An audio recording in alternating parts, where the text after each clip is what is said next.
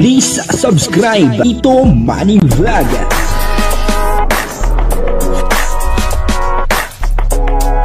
Payagan po si Tito Manny Vlog na mag-reactor para pambiling gamot sa kanya pong karamdaman. Wala man siyang records ng ng away.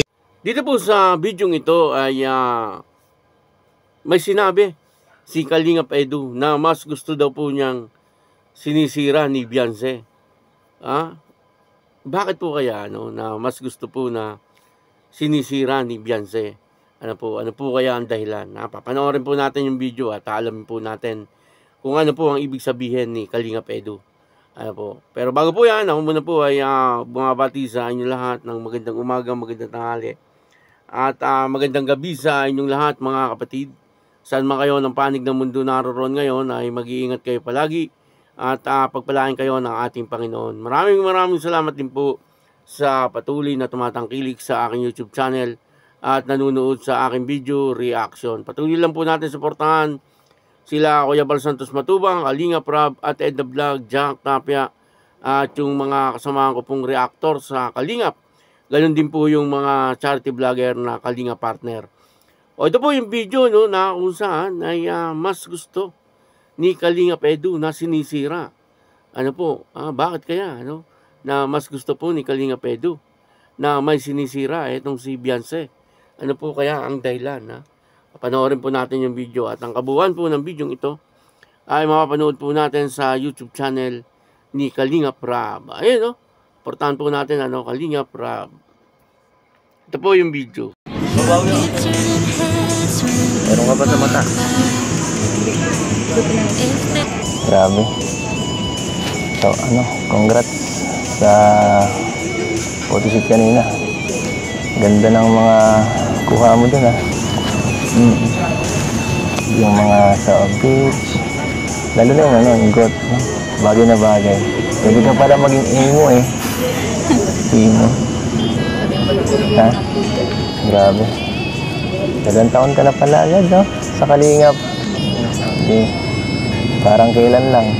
Pero mas minintay ako. Alin? 2 taon. Anong hinintay mo sa 2 taon? Yung atin. Na? Atin na? Sa atin maging... Yung yung atin. Atin? Atin na? Yung mag 2 years din tayo. Mag 2 years? Oo. 2 years lang? Ay, hindi. Siyempre, mas sumama pa dun sana. Ba't sana? Siyempre, di ko man alam kung baka mali yung mabalita ko ng may asawa. Ba't negative ka? Baka malaman kayo. Kung ano ng issue mo, charot. Ba't ako? Grabe ka naman sa akin. Ba't sana? Grabe, dami mo pagdududa. Kung mag-aasawa ko, bakit hindi na lang ikaw?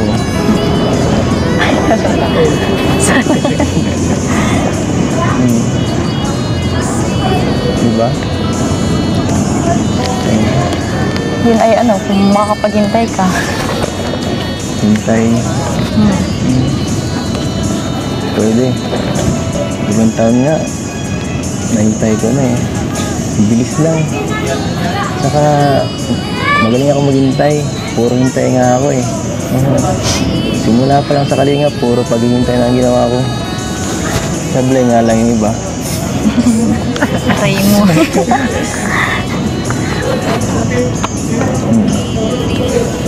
Sana kung maghintay ako,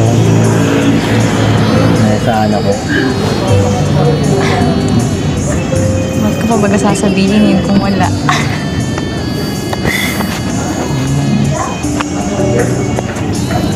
Ngayon na, sobrang busy mo. Medyo wala ka ng time sa akin. Busy ka rin naman Hindi naman. Sabi ko baga sa'yo, pag ikaw tungkol sa'yo, nasisira ang oras ko. Nasisira ang schedule ko. Kasi hindi kita matiis. Pero Siyempre, yun na yung dahilan ko. Kaya, yung minsan naman sa'yo. Ayoko masira yung schedule mo. Gusto ko sirain mo. Gusto ko lagi ka nakikita. Alam mo yun? Pag gusto mo talaga, gusto ko lagi ka nakikita eh. Siyempre, yung nakaabala sa studies mo. Ako, sarili kong oras to. Pwede kong hinto kahit anong gusto kong trabaho. Pero ito, hindi ka pwedeng mag-excuse ka sa school. Basta-basta. May mga priorities ka na ngayon. Ang dami na.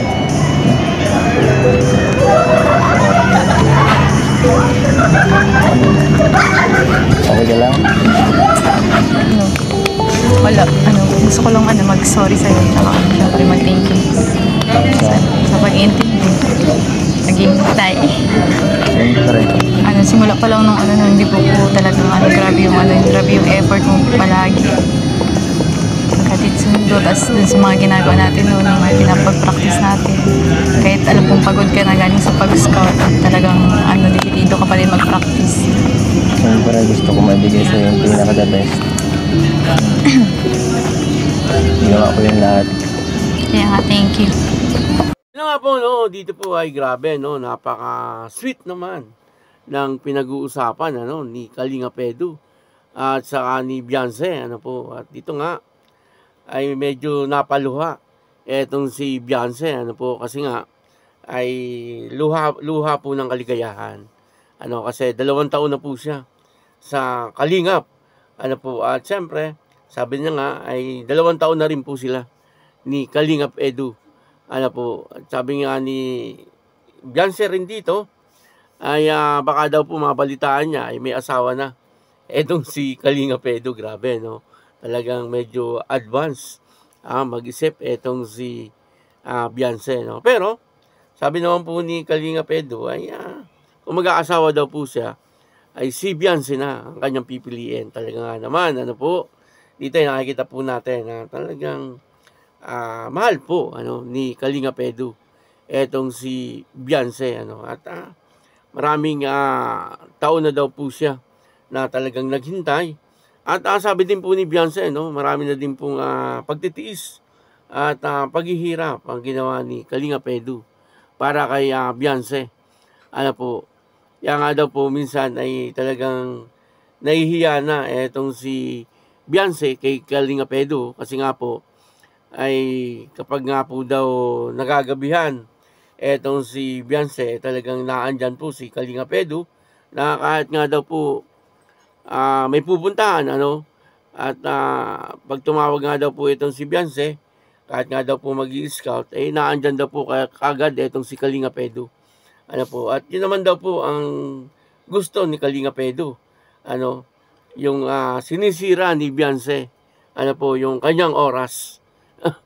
Sinisira ni Beyonce yung kanyang schedule, po, upang sa ganon ay makasama niya daw po ito. Yan naman pala, po, yan naman pala mas gusto ni Kalingap Edu na sirain ni Beyonce yung kanyang schedule. Po, wala namang ibang bagay na sisirain, kundi yung kanyang schedule, at natutuwa po kapag etong si Beyonce ay tumawag or nag-chat na sunduin siya, po, o kaya naman paggabi nagagabihan po sila, sa kagaya daw po sa pagpapractice, ay talagang naandyan po si Kalingap Edu para ihatid itong si Beyonce doon po sa kanilang bahay.